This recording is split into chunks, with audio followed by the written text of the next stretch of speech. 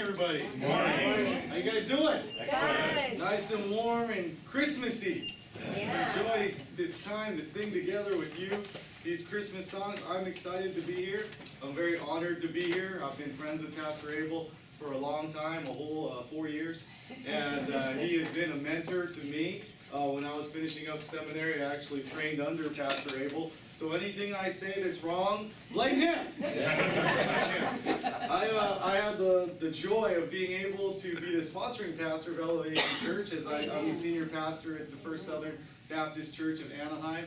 And it's such a joy to see how beautiful this place is. And I was telling Joseph in the back, I was like, why is it that this place is so much better than our church? This is amazing. I mean, come from the countdown, the paint, and everything, just the attention. I'm really very just happy to be here with you guys, especially in this Christmas season. Christmas is a time of happiness for me. It's my favorite time of year. Everybody knows that. Just because this is a time where Jesus Christ was born. A gift for all of us was given. And you get to see and listen to the Christmas songs, whether it's on Coast 103.5, if you're a sap like me and you're listening to love songs all the time. Christmas time is a time where they're playing Christmas music. The Fish is playing Christmas music. All this happy and joyful music. It's a wonderful time of year. It's a time of year where people are going out there and buying gifts and everything like that. And in churches and on TV, you get to listen to and see the Christmas story.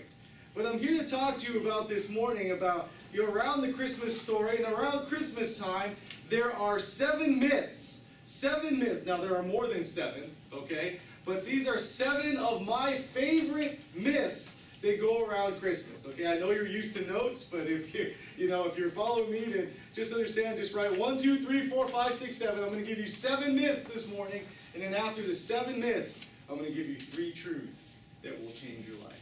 All right? 7 myths. Some of them are fun, some of them are interesting. Maybe some of them won't apply to you at all, and you'll just be like, oh, just don't write that one down. All right? So, myth number 1. Myth number 1 is this: you have to kiss underneath the mistletoe. Now, why is this a big deal to me? You have to understand, growing up around Christmas, at the Christmas parties, going to school, even going to church, Christmas time was a very nervous time for me. You see, they hung up in church, even in our Thai church, they hung something called mistletoe at school. These guys would have these hats with mistletoe hanging from it, so wherever they walked around, the Christmas parties that they went to, they had mistletoe. And I was like, oh man. Even at church, I was like, oh man. I remember one church, I forgot to bring my Bible, but I remembered to bring my chapstick. You know what I mean? and I was so nervous. It was just like I said, man, what if I get caught under the mistletoe with a girl I actually like? Or what if I turn around and all of a sudden there's a guy standing with me under the mistletoe? What am I going to do? And I finally expressed this concern to my friend, and my friend said to me, Victor, you idiot. You don't have to kiss under the mistletoe. That's a myth. In fact, the myth goes like this, is that the mistletoe actually has like berries on it. You see those white little berries on it? And the tradition is if you were to kiss somebody under there, right, you're going to have to be a man, and if you were to kiss somebody under there, after you kissed them, you actually remove not that we would kiss, or but if we were, you take a berry out, right, and then you I don't know if you eat it, I didn't really read that part. Was it? It's poisonous, so you don't eat it, unless you want that to be your final romantic kiss. And so you take it out, you throw it away, and then when the berries are gone, the mistletoe has lost its effect. That is the tradition. But you know what? It's a myth. You do not have to kiss under the mistletoe. I don't want you to kiss under the mistletoe because of this. We want to spread Christmas joy, not spread Christmas germs. Amen? Amen. Amen. Okay, that was the doctor in me. Okay, my first myth is done. Myth number 2. Are you ready for myth number 2? Right. The Magi were kings from Asia. Did anybody here think that the Magi were kings from Asia? Raise your hand. All right, one person. Fantastic. Me growing up, I thought, when I read this verse in the Bible, Matthew chapter 2, verses 1 to 3 says, after Jesus was born in Bethlehem in Judea, during the time of King Herod, Magi from the east came to Jerusalem. Do you see that part? From the east came to Jerusalem and asked, where is the one who has been born King of the Jews? We saw his star when it rose and have come to worship him. And I'm like, oh man, these guys are from the east. The east. I'm from the east. The far east. These guys were Asian. I was like, well, maybe they're not. Maybe they're not. And then we started singing these Christmas songs. I love Christmas songs, right? And we sing this song about these magi. We call them kings, right? And it goes like this. We three kings of what? Orient. Orient. I was like, Orientar! Oriental! There are three kings from Asia. This is my favorite. I knew it, man. Jesus came for the Asians. Right there. In fact, the three kings probably look something like this.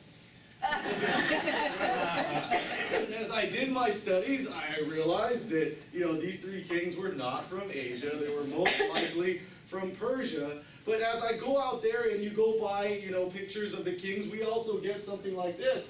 And they certainly didn't look like that either.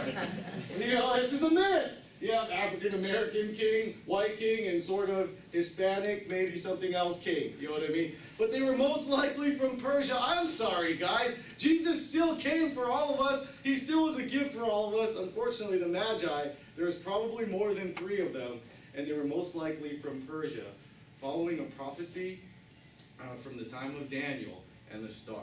Okay? Myth number 3. Are you ready for myth number 3? I'm not offending anybody, right? All right. We were handing out stones in the hallway. All right. Remember, blame Abel. He trained me. All right. Myth number 3. Jesus was born in a barn. I'm so sorry. If you believe that Jesus is born in a barn, it is most likely that Jesus was not born in a barn. Born in a manger, but not born in a barn. We have a scene upstairs in our Filipino church upstairs. I walked up there this morning to turn on the heater, and they're going to have a Christmas play, and they built this beautiful barn, right? And I went in there and I destroyed the whole thing. I said, "This is a mess." No, I didn't do that, of course. And I'm not here to destroy your ideas, but let's read and let's look at this and see where I'm getting this from. In Luke chapter 2, verses 1 to 3, it says, "In those days, Caesar Augustus issued a decree that a census should be taken of the entire Roman world. This was the first census that took place while Quirinius was governor of Syria, and everyone went to their own town to register." Okay, so they went to their hometown to register. Everybody following? Okay. 3 people. "So Joseph also went up from the town of Nazareth in Galilee to Judea to Bethlehem, the town of David, because he belonged to the house and line of David. He went there to register with Mary, who was pledged to be married to him and was expecting a child." Okay? Now check this out. "While they were there, the time came for the baby to be born. And she gave birth to her firstborn, a son. She wrapped him in clothes and placed him in a manger because there was no kataluma available for them." You have that version? Kataluma? Everybody say kataluma. Kataluma. Kataluma.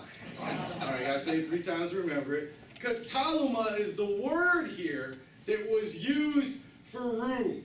Okay? No room for them. No room. Now understand something. Joseph went back to Bethlehem. Why? To register at this census. Bethlehem was what? His hometown. His hometown. His family lived there. Okay? So when he returned, you have to understand that Joseph returned unannounced. He sort of all of a sudden, "Hey, I brought this virgin with me. She's pregnant, and these angels." It's a long story, right? But he came to his home, and you really think that they didn't have any room for him? They wouldn't take him in at his own hometown, in his own family? Would you do that to your family? Absolutely not. Even in independent America. You know what I mean? We wouldn't do that. If family shows up, we open the door and we let them in. Now here's the thing. It was a census, so everybody had to return to their hometown. So Joseph's whole family had returned, and they had taken up all the rooms. So the only room left in the house was the room where they kept animals. You say, they keep animals in the house? Yes. Absolutely, they kept animals in the house. For heat. Why they? Exactly, for heat. We have a heater here. We press a little button. They turn it to turn it on, right? We have nice little digital thermostat. Do you have digital thermostat? If you don't, I'll replace it for you. Okay? That's my gift to you, right? But back then, they would bring in the animals for heat, and not just all, maybe not all the animals, but definitely the choice animals. Do you know why? Because if you leave them outside, guys like me will come around and take them. And be like, oh, well, sweet, free animals. You know what I mean?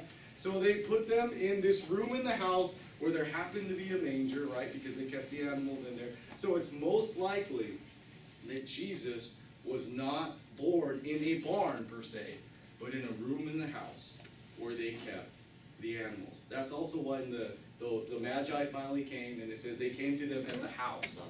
Okay, it's not necessarily that they just moved and Joseph was like, hey, I'm starting a family. Gotta put down some money for some real estate here. It was probably the same house. Okay, all right. That one okay? Nobody wants to throw stones there, right? Okay, very good. Myth number 4. Santa Claus is really Satan Claus. Okay? When I was growing up, I didn't believe in Santa Claus, but I liked him. You know what I mean? He was all over the place. He said, drink Coca-Cola, right? He said, hey, here's Rudolph. He leads my sleigh at night. Here's these fun and happy cartoons. And then a friend of mine came up to me and said, you know Santa? He's really Satan. Think about it. He knows where you are sleeping. He knows when you're awake. He knows when you've been bad, and he likes it. You know what I mean? And look, he's red, and everything like that. And he eats a lot of cookies. He's Satan. Listen, all right? Santa Claus is fun, right? When we're all kids, right? We see these things. It's okay. He grows a white beard. It's okay. Really, when I've begun a theological debate with anybody about Jesus, they haven't said to me, Victor, I don't believe in Jesus because I believe in Santa Claus. Nobody's ever said that to me. And I've debated plenty, and I've talked to many about Christ. Nobody's ever said, hey, listen, I grew up believing in Santa, and he wasn't, it was a story to me, right?